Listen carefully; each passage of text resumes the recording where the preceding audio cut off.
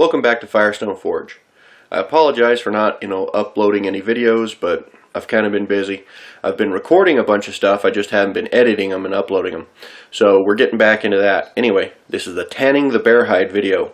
It was a fun and interesting process. I used a different method this time. Instead of brain tanning, I used an emulsion. I used water, neat's foot oil, and a half a bar of lye soap. I'm going to go over all that here in a moment, but anyway, let's get into it.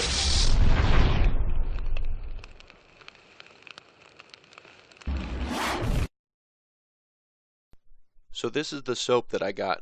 It's called Grandma's hand soap. It's just a regular lye soap.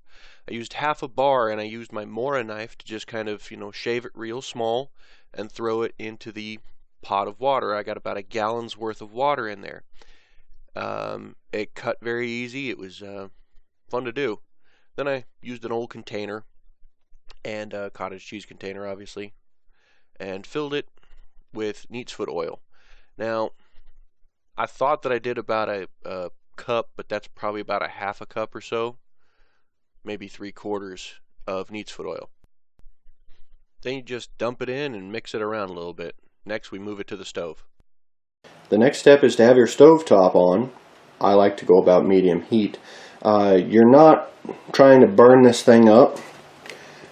You want to leave it sit for a little while, so that way it'll completely emulsify, but then you also turn it on medium and just get this warmed back up. Okay? Warm it up, make sure that it becomes a solid solution. You don't want it thick, you don't want it chunky. You can actually leave this sit, and a lot of the water will end up kind of evaporating out of it if you leave it sit long enough, and it'll just become kind of a thick goo. Okay?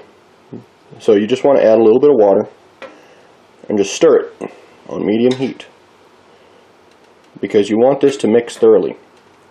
If you leave it sit, you still want to heat it up and let it mix thoroughly.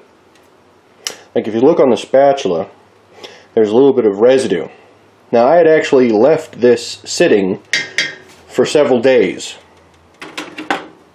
and I end up putting it into a gallon jug, and it ended up mostly drying up, to a thick goo, and I just add a little more water. It ended up being a little bit longer than I was expecting to get to the point of where I'm getting ready to tan the bear hide. So the first thing you want to do, you want to make sure that your solution is completely stirred, and it'll kind of want to come apart. You'll get a layer floating at the top. You just want to mix that up thoroughly. I'm using an old spatula here. Okay, keep mixing it. And you're going to want to take and put it on your hide. Just get a little bit in your hand and rub it on.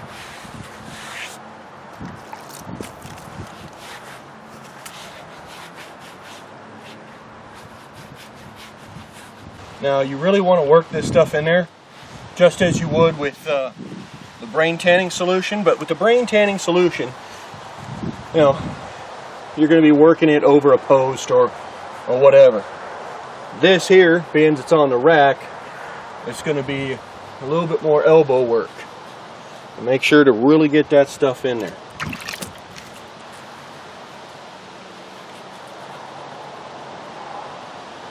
Now the spots where it was white, you'll start to see it turn kind of transparent or clear.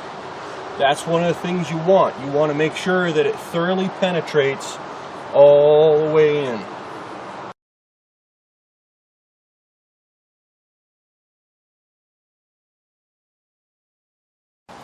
Now being the fact that this is, it's water, it's a liquid, but it's a little bit, soap and goopy-ish, you can actually utilize that.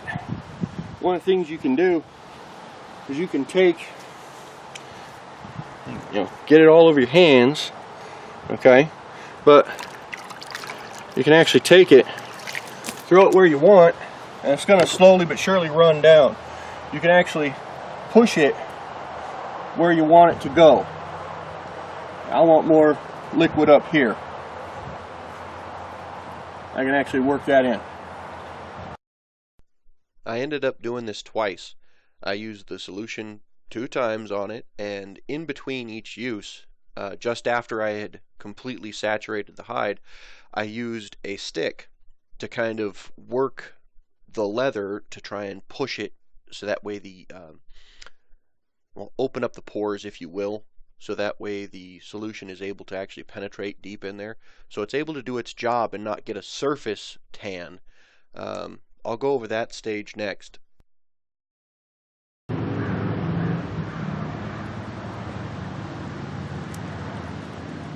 Really work it into the nose area. Any place that's dry.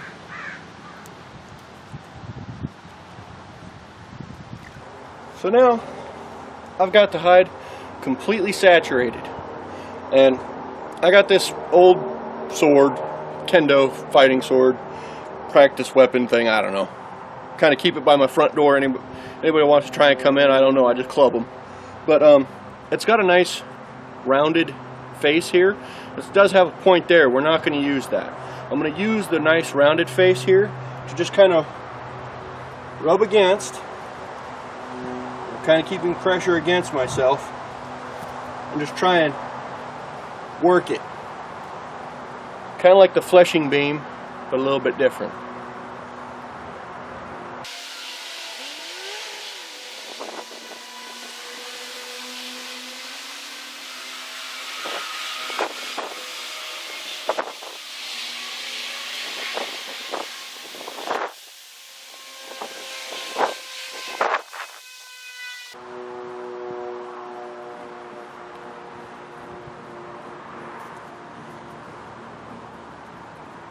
Now I'm just keeping light pressure on here, just kind of using my arm as a post, and just kind of pressing in with my waist, you know, just kind of standing back a little bit and I'm tilting in.